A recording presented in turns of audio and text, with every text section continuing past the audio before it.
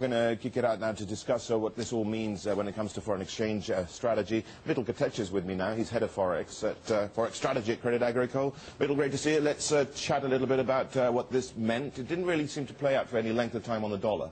No, that's right. I don't think there's any big surprises. The fact we expected downward revisions to the unemployment rate. The unemployment rate's been lower than the Fed has been expecting. Inflation revisions upward. But the fact that the Fed kept the door open to more easing, maybe quantitative easing or Operation Twist, means that the dollar still looks a little bit vulnerable overnight. But they want it to be weak, don't they? They want to help out the export side of the economy. They're not going to try and talk up the dollar in any way, are they? Well, I mean, the Fed doesn't have a line on the dollar, but I think you're right. The fact is that inflation is still not a problem in the U.S., and a weak dollar is not fueling inflation at this stage. And if you want growth, where'd you get it from? Absolutely. And this is a problem in Europe. A strong euro, a relatively strong euro, is exacerbating the problems in southern Europe. So a weak dollar has been great for the U.S. economy. Yeah, so where do we go now with the dollar? I mean, also, I've got to say, sterling, $1.62 we're talking about roughly now, and we've got a country which is in a recession.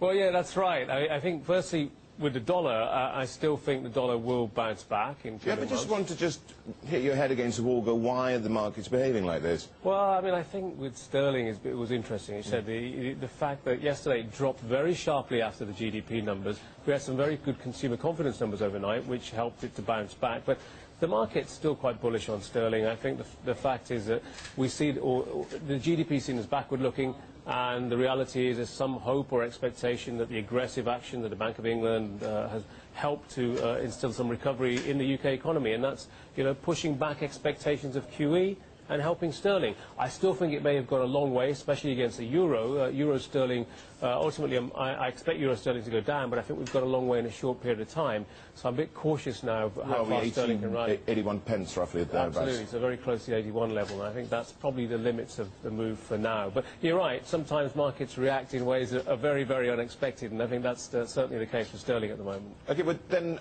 what does it mean for, let's say, the yen? It remains at, 81 yen or thereabouts against its American counterpart. I mean, that's more or less has found a new level, hasn't it?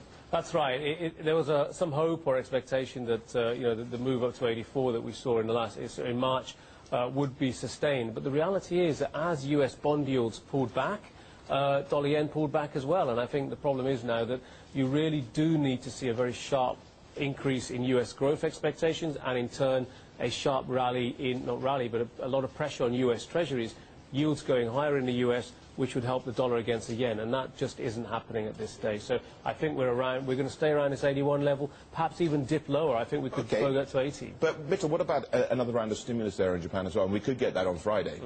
That could send the yen down again as it did last time. Exactly, I mean, absolutely. But the market is expecting something from the Bank of Japan. They have an inflation goal of 1%. Inflation is 0.1%. They have a long way to go. At least they got inflation. At least they do, but it's the wrong inflation. It's energy price related. I think they have a long way to go. And we may see a slight yen weakness on the back of Friday's move from the Bank of Japan. But I think for a sustained rally in dollar yen, you do need to see real yield differentials widen in favour of the dollar. Well, talking about yield differentials, this is one thing which has been driving the Aussie higher, but it does look after that CPI data, the Consumer Price Index, way, way lower than had been anticipated. Now, the debate has turned not to if, but when, and indeed, will it be 25 or 50 basis points when the RBA, the Reserve Bank, meets next? That's right. The inflation numbers you talk about were very weak in Q1, half the expectation. It's looking still very likely that we see a 25 basis point move in the beginning of May rather than 50 basis points. But we have to bear in mind the market's priced in 100 basis points of rate cuts in Australia. I still think that's too aggressive. So while the Aussie dollar will remain under some near-term pressure, and certainly my models suggest that that is going to be the case, I'm still relatively bullish on the Aussie in the medium term. I think we'll see better levels to get long Aussie in the next few weeks. It surprises me. Quite a lot of people have been sitting where you are going, well, we wouldn't be surprised if we're going to the 85-90 handle with it, but you don't seem to be in that camp. No, I mean, I think, you look at valuations, the Aussie's overvalued. But the reality is that it will still be a relatively good yield. It's hurting the economy, though, isn't it? It is. Well, part of the economy, anyway. Part of the economy is doing extremely well. And again, we have this two-tier economy. But reality is that the Aussie dollar has benefited from the fact that it's a new reserve currency. It's got a lot of demand from central banks, sovereign wealth funds.